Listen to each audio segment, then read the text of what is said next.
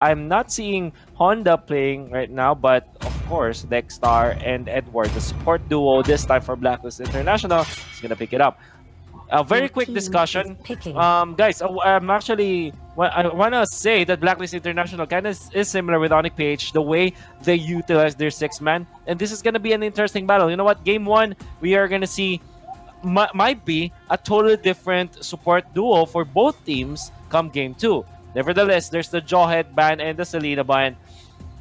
Swarly, we're talking a lot about the Jawhead, but Blacklist International, they banned it out themselves. What do you think? Are they gonna pick with it? Looking at ONIC-PH right now, they need the bruisers. They don't have the bodyguard right now for the carry.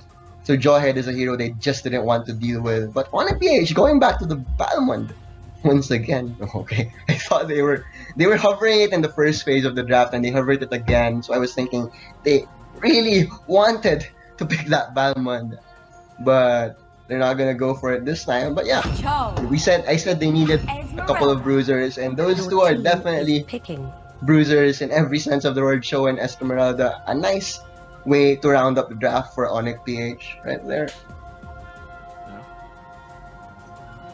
The Blacklist International, this is gonna be a support Kagura, right? This is gonna be a support Kagura. Yes. Well, could be. Yeah, most mages these days are supports, and if they're not supports, they're offlaners, just like the way Esmeralda is playing here. If there's something that I can say about ONIC-PH's lineup is it's solid. I like it. I can already see who the offlaners are, Dilar and Iaknu, and they have a lot of solid like targeted damage, save for Venus. Definitely, so that's going to be a lethal fire shot. On the other end, though, Blacklist International here, bringing in the Kagura, which we haven't seen in a while, especially in Season 5, as well as the Hellcurt. What's going on with the Hellcurt? What are they trying to shut down here? Are they targeting Venus, specifically? I think they just want the silence. Absolutely, and you know what? I don't blame you. Easy to execute, and a lot of comfort picks here coming from the guys in yellow. It's ONIC-PH versus Blacklist International with a composition that looks like it really wants to go in your face and really just, you know, snowball into a huge death ball composition. But will that happen? Let's find out here into Game 1. I'm very excited to see actually who's again here on the Kaja. I haven't seen him in Zero for a while now. And Riddler on a very uncanny Hellcurt, which I don't know, maybe they're reading that this might be a 1-3-1 composition here, coming obviously from ONIC-PH. They really love that composition. 3 people in the mid lane with 2 heroes just following this carry all day long. They maybe want to use Dark Knight Falls to destroy that composition and try to find the carry. And maybe in Blacklist's mind, they're thinking, you know what, when we shut down this carry, this is probably going to be it. That's probably our win condition. Let's go for a Hellcurt, even though I would agree it does seem a little off for me. See, and that is what we are seeing right now. The uncanniness of that Hellcurt pick. You have to take note that in choosing a Hellcurt, it also has to scale and form. Having that Claude and, you know, the Kagura as well, it kind of gives you the greediness. And speaking of greediness, that is the thing. Blacklist though managed still to get a pick off for themselves, you know, really utilizing the numbers on their hands. But going back to what I said earlier, it's still a little iffy because there are 3 members of Blacklist that you have to take into consideration in terms of scaling. But you know what? I think Blacklist here is doing a pretty good pace in terms of doing it. So, like, really big minions right now so that it really put the Esmeralda on a position where he has the tower hub. But going here for the side of ONIC-PH, I think they would retaliate the loss by going onto the top side. Yeah, I mean, this is obviously going to be a very easy tower take. No way the Hellcurt can defend that. ONIC-PH, they know what's up. They can see 3 members on the bottom lane that are taking it. It's going to be a straight-up trade. But as we said, this is going to be a little bit of an iffy composition. I mean, Leo himself said he didn't like... Oh my god, look at that. Great pick up on the Kaja there. Divine Judgment on the proper target, but he will go down in respect right now. Oh my, Venus already used up Feathered Airstrike. Going ham on the nuke button, but the Kagura, that again has been pretty hardly dissed, is now taking another kill there for Blacklist International. So far, 3-1 against ONIC-PH. Yes. Indeed, and I like it that Fusaken was able to utilize his Flicker in Divine Judgment out to really pull one of the members of Blacklist International. But this is the thing. If you saw earlier into this replay that we have right now, okay, Esmeralda goes for the pickoff, but then leads a member, rather, into a pinch wherein they managed to get that pickoff. And of course, Oh My Veins, knowing that they are clumped together, side to go. But then again, Blacklist was able to retaliate this by just picking off one by one the low HP members of ONIC. Yeah, and it really does work out well. This Farsa has a very low base HP, which is a very easy target as long as you can find him off guard in position. Fusaken at the Kaja as well is not really that tanky. Their front line is going to be primarily Esmeralda, so that Kaja really ripe for the taking. And Blacklist International, they know this, and they went for it straight away with great rewards. And right now, itemization looking real good here.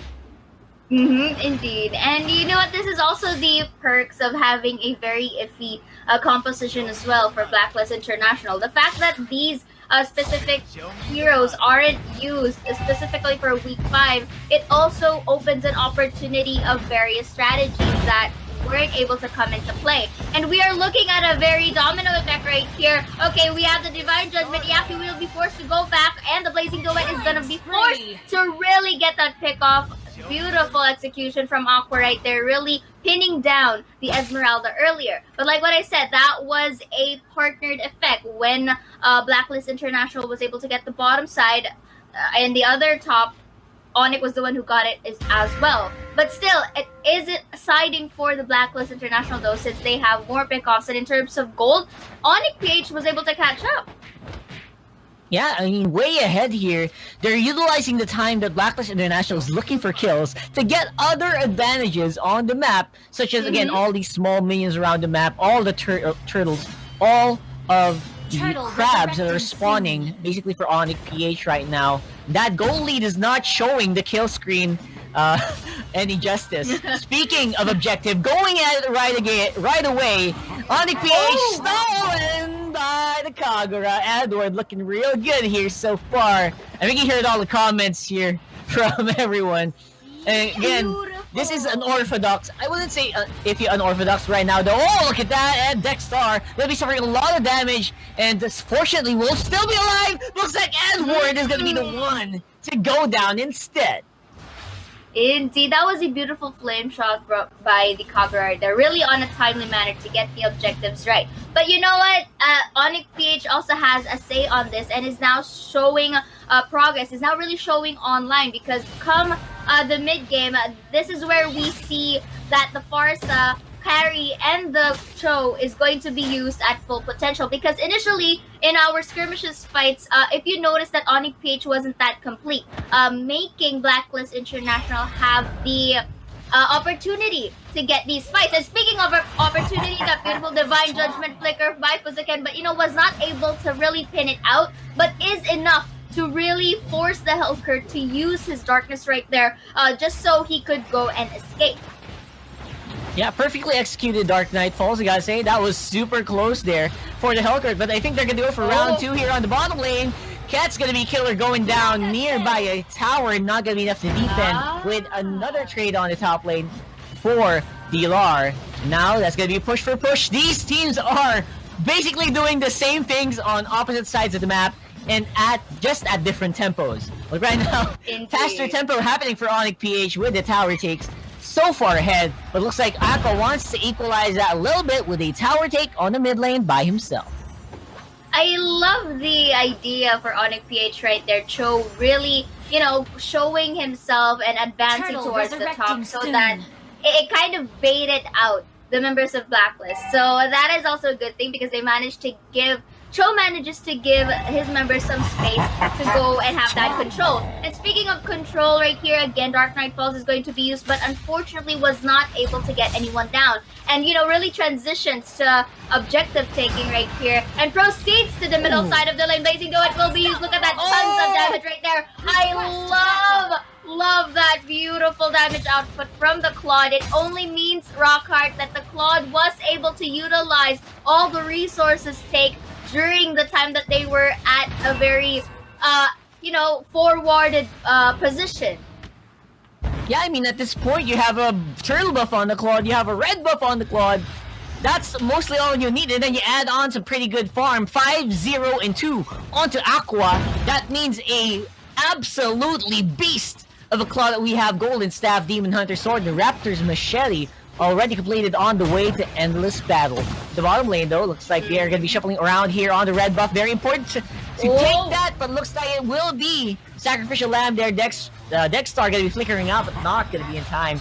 Dark Knight Falls again, used defensively. I mean, the transition from using the Dark Knight Falls to offense or defense is something that one has to take into consideration, because this is also one of these strategies that Blacklist can really take advantage. Like what we've just seen earlier, Riddler right here really use it defensively, like you mentioned. And, this is also good mind games, because come the late game, and he might use it once more, this can put ONIC-PH on a position where they have to think, is this going to be used defensively once more? Or would they use this again in a different manner? But going back, it looks like in terms of getting the scales, Aqua has it on point. But I think Wise here, specifically the carry, just needs a bit more space or a bit more scaling potentials. And I think that would be best if this carry or one of the members can actually go and, split push it, to me. Yeah, I mean, right now, Wise has a lot of catching up to do. At this point, it feels like it's a little too late. But again, we don't want to count him out just yet. Although, of course, Aqua already flexing that he is, like, way ahead. He's going to go ahead and solo that Lord real quick. Puts it down to half HP. Now, where are the members here? Again, only D-Lar. The rest of the squad here for ONIC is on the tail. Lord will be going down here with no contest here from the blue side. And looks like, basically, resources just being traded. Blacklist this time with a 4K gold lead. Yes, and that's the beauty of it. The Kagura, the Kufra, alongside with the Hellcrit earlier, was able to contain the members of ONIC-PH in a manner wherein the Claude and the Thoms was able to get the Lord really smoothly and uncontested, like you mentioned. And now they are placing themselves in the position that, I think they would start picking off the members of ONIC-PH one by one. Then, just really snag some resources to and from. Yeah, being resources is what we were talking about earlier when ONIC was, way ahead despite being low on kills. But right now, because of the control and the lead that this Claude has, they're already taking back the resources that was stolen from them, basically, with Blacklist International just forcing everyone to be super scared on the map. They're not even showing their faces right now. They're just hiding. Yes. And it's working out really well for them so far. Indeed. I like it how they could get that concealing abilities right now. They're just really hiding on their turf and waiting for this Lord to add more pressure in terms of, the pushing capabilities that Blacklist has gained by getting those resources. And then again, successfully breaking that middle turret and go back here. The Lord was not able to really go all the way, but it's enough space to get that Claude to really expose the base of ONIC-PH. And now going back, I like it. I like this strategy that Blacklist is giving us right now, that they're not really going on an aggressive side, Rockhart. Yeah, they're just taking it slow. They're going for a slow 2-lane push here, mid lane and top lane. Top lane going down because of Lord pressure. Bottom lane is already pretty much controlled as well, so mid lane might be the big problem here. Dexstar going in hard into 4 people! Only caught 2 into a stun, but that will be enough. Opens up the base here of ONIC-PH with a pretty solid 2-man removal there, and Dexstar pretty confident with the plays he's making. Yes, indeed, Blazing Duet will be picking off. Oh my goodness, this is just your cup of tea for the side of Blacklist International. Really picking off the members of ONIC-PH one by one. And I think they will be finishing this Rockhart Hellcrit for then another pickoff right here. Wise won't be able to make it wisely as Blacklist International steals game number 1.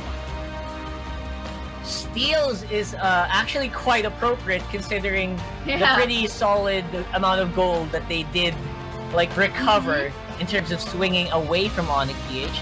You gotta say though, I mean, that's exact. The lineup of Blacklist International did exactly what they were meant to Yes. not die, right? To not die too much. They have a FAMS, they have a Kufra, hello, with the Hellcurt to blind everybody. They were not supposed to die.